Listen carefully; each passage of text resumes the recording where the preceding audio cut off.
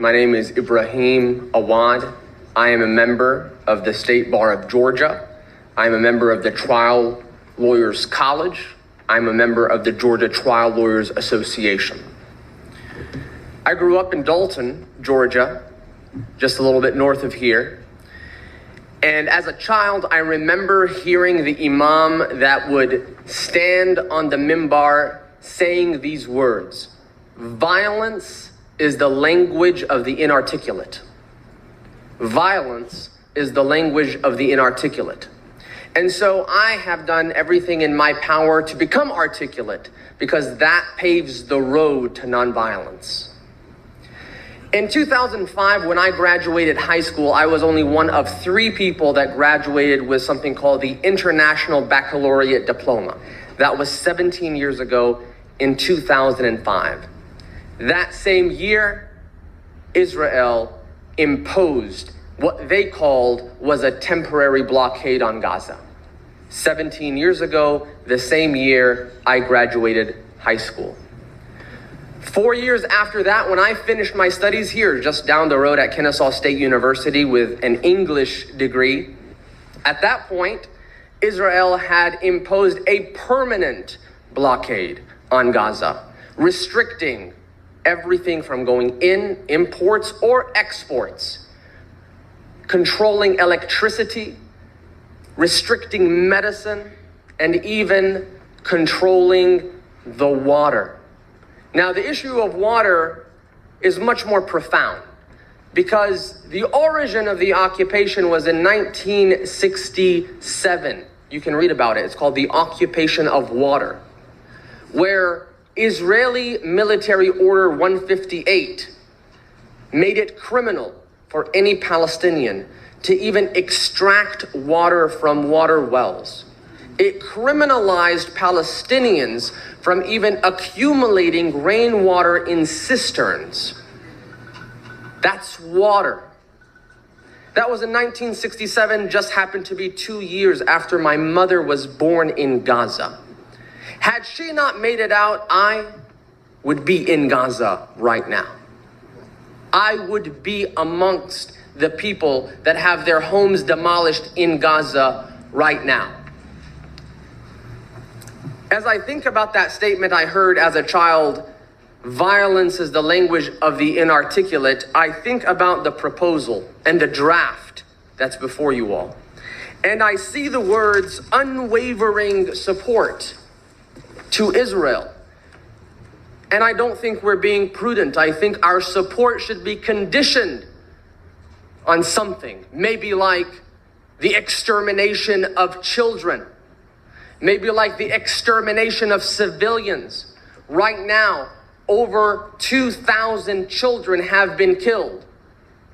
The words unwavering support translate to mean Israel is above the law. And no one is above the law. Not in this community, not overseas, not even the President of the United States.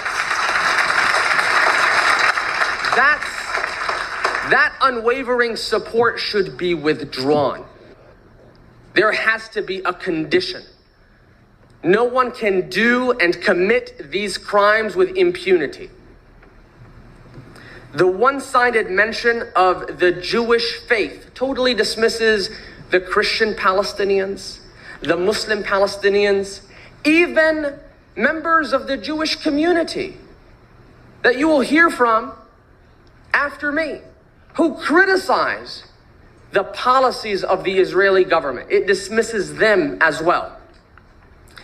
Violence is the language of the inarticulate and also the misinformed. Because if we don't become prudent in what we say and what we resolve, then it will only increase crime like the ones that you mentioned, Wadi' al-Fayoum, 6-year-old who was stabbed to death 26 times. His mother was also stabbed dozens of times, but she survived and is in critical condition. This resolution needs to be delayed. We cannot rush forward with a resolution such as this one, as imbalanced as it is. It needs to be delayed. Thank you. And then you've got the Israeli army, which I like to refer to as one of the best trained, best equipped, best fed terrorist organizations in the world. And yes, they have generals and they have nice uniforms, but their entire purpose is terrorism. And just as one example, I'll give you one example. Almost exactly 4 years ago, as Israel began its attack on Gaza, September the 27th, 2008, at 11:25 in the morning, what I refer to as the most shameful day in the Jewish history, the most shameful day in the history of the Jewish people. Israel began carpet bombing Gaza, and on the first day of what was to be a 21-day attack, they dropped 100 tons of bombs.